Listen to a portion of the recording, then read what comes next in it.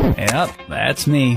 You're probably wondering how I ended up in this situation. Pero bago yan, umpisahan na natin ang plano nating ikutin ang Tanay Infanta Real Loop. Bago nga pala ako umalis ng bahay, tinignan ko muna yung starting kilometrahe sa panel ng motor ko para makuha ko ang kabuoang kilometro ng buong biyahe ko. At syempre kung magkano ba ang magagastos ko sa biyahe na to, since nasa kalahati pa ang gas indicator ko. Dito sa Antipolo na ako magpapagas. Pinuno na ni ate hanggang sa ito ay umapaw. Umabot ang paggas ko sa halagang 149 pesos. Hindi pa ako nakakalayo ay ginutom na ako. Kaya nagtanghalian muna ako dito malapit sa Buso-Buso. Bumili ako ng kalderetang baboy at isa't kalahating kanin. Gumastos ako ng 95 pesos.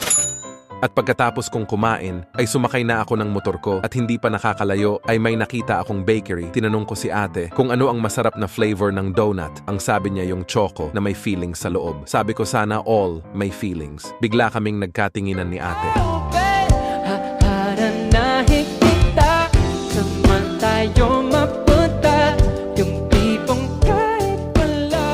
Ang sarap ng donut na bili ko siya ng 25 pesos, sabay inom ng tubig. Fast forward. Nakarating na ako sa sikat na lugar ng mga nagre-racing na rider, ang Manukan sa Marilake. Weekends, kaya madaming nakatambay na riders dito. Ingat lang kayo dahil madaming nangangamote dito. Habang tayo ay nasa biyahe, mas maganda kung meron kang sound trip.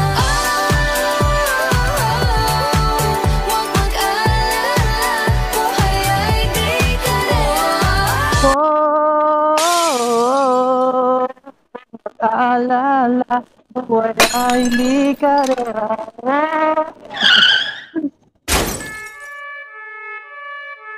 Huminto muna ako para mag-selfie at mag-update na buhay pa ako at bukas pala ang zipper ng pantalon ko. Nadaanan ko nga pala ang putek na may konting kalsada na sa sobrang dulas. Konting break mo lang ay nasa langit ka na. Dumating na tayo sa isa ding sikat na lugar dito sa Tanay, ang lihim na Lagusan. Akala mo ay dead end ang daanan na to na para bang tatagos ka sa isang gubat papunta sa kabilang kalsada. Wala lang observation ko lang, hehehe, end of Tanay Rizal. Welcome to Infanta Quezon. Madami na akong picture dito kaya hindi na ako huminto. Pero isa ito sa mga stopover ng mga riders na dapat ay meron kang picture dito na igigit na mo pa ang motor mo sa kalsada na para bang wala kang pake sa mga dumadaan, joke lang. Habang ako ay nagda-drive, may nakita akong fog sa isang kabundukan kaya huminto muna ako at nag-selfie sabay sibat.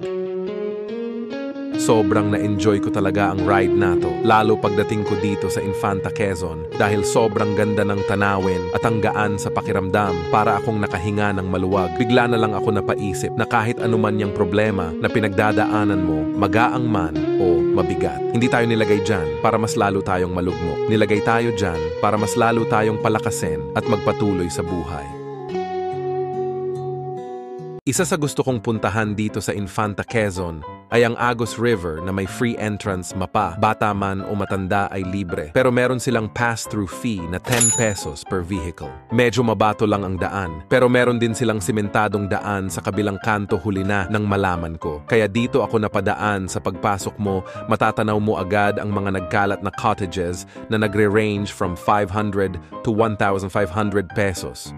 Sobrang ganda. At ang linaw ng tubig. Sa kabila, makikita mo ang kabundukan. Expect nyo, ang dami ng tao. Pag weekend, sayang lang. At hindi ako nakaligo dahil rides lang talaga ang purpose ko sa ngayon. Hayaan nyo at babalikan ko to. At liliguan. Umalis na ako. Pero pagdating ko dito sa may tulay, ay may nakita akong mga sasakyan sa ibaba. Nang tulay, nagtataka lang ako kung saan nila ito idinaan. Hindi ko na malayan na nasa Real Quezon. Napala ako excited na akong makita ang dagat. Kaya nang makarating na ako, tumabi muna ako at umupo para malasap ang simoy ng hangin sa tabi ng dagat, ang luwag sa pakiramdam na parang ayaw ko nang umuwi at panoorin lang ang mga alon ng dagat.